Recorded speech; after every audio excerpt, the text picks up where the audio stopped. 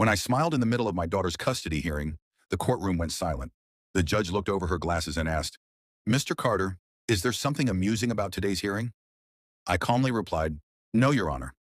I'm smiling because my daughter is finally going to tell the truth, in her own way." Everyone stared at me. My daughter Lily was only 9 years old. She had been deaf since birth. The day she was born in a small hospital outside Chicago, the doctor gently told us she couldn't hear. My wife, Melissa, refused to believe it. "There has to be another test," she kept saying. There wasn't. From that day forward, I promised myself that if my daughter couldn't hear my voice, I'd learn to speak with my hands. I spent every night learning American Sign Language. Flashcards covered our kitchen cabinets, and I watched ASL lessons until sunrise before going to work. At 16 months old, Lily made her first sign. She looked at me with a huge smile and signed, "Again." It wasn't just a word. It was the beginning of our language. Melissa hated it.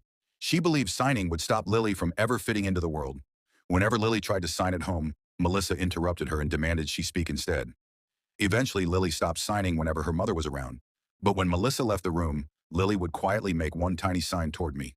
Our secret sign that meant, "Dad, I'm okay." Years passed. Then our marriage collapsed.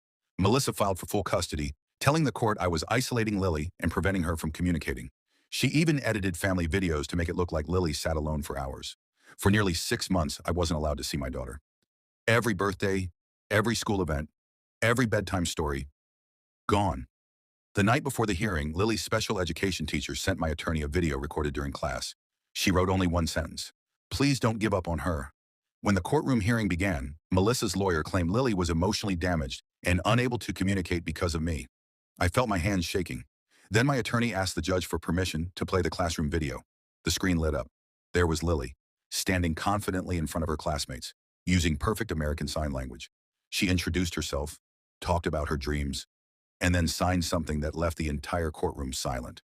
She looked directly into the camera and signed, "My dad never made me feel broken. He taught me that my hands have a voice." Even the court reporter stopped typing. The judge watched the entire video without saying a word. When it ended, she looked at Melissa. "Did you know your daughter could communicate this well?" Melissa couldn't answer. The judge then asked for a certified ASL interpreter to speak with Lily directly. For the first time in months, my daughter walked into the courtroom. She looked at me, smiled, and made our old secret sign. "Dad, I'm okay." That was the moment I knew I hadn't lost her. After listening carefully to Lily's wishes and reviewing the evidence, the judge ruled that both parents should remain involved in her life, but granted me primary custody because it was clear I had consistently supported her communication, education, and emotional well-being. As we walked out of the courthouse, Lily reached for my hand. She signed one final sentence: "Thank you for learning my language," before expecting me to learn